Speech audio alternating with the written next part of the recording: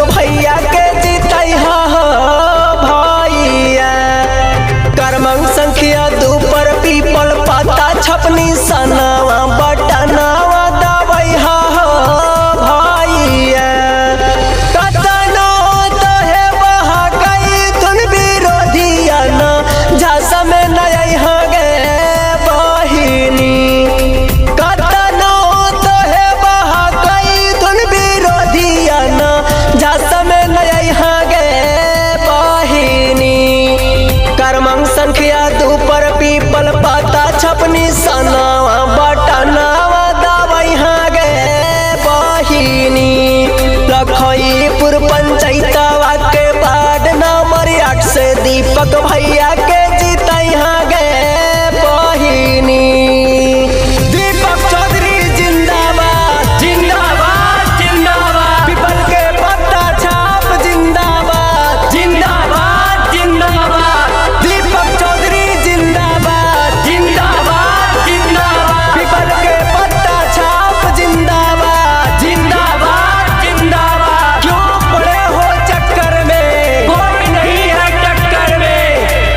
Recording by खुशहाली music studio.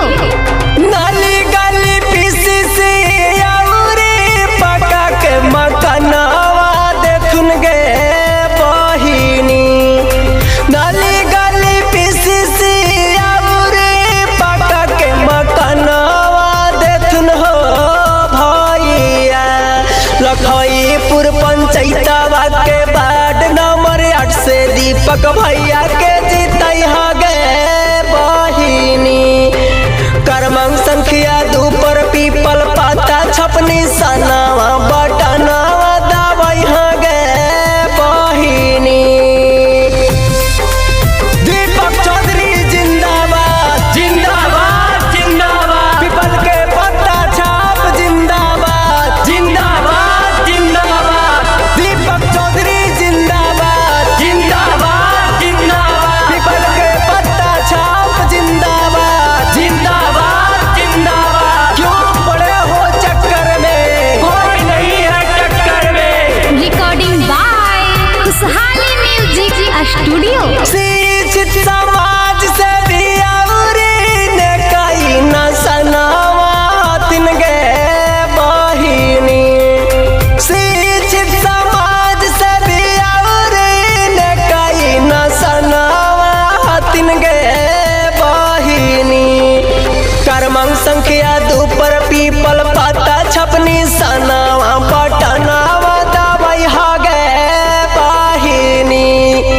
हमारो दीपक भैया के सपनावा पूरई हो गे बहिनी। दीपक चौधरी जिंदाबाद जिंदाबाद जिंदाबाद। पीपल के पत्ता छाप जिंदाबाद जिंदाबाद जिंदाबाद।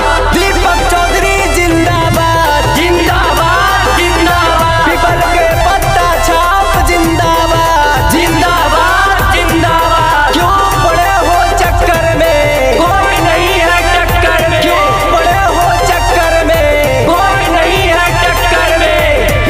रिकॉर्डिंग बाय खुशहाली म्यूजिक स्टूडियो। दीपक भैया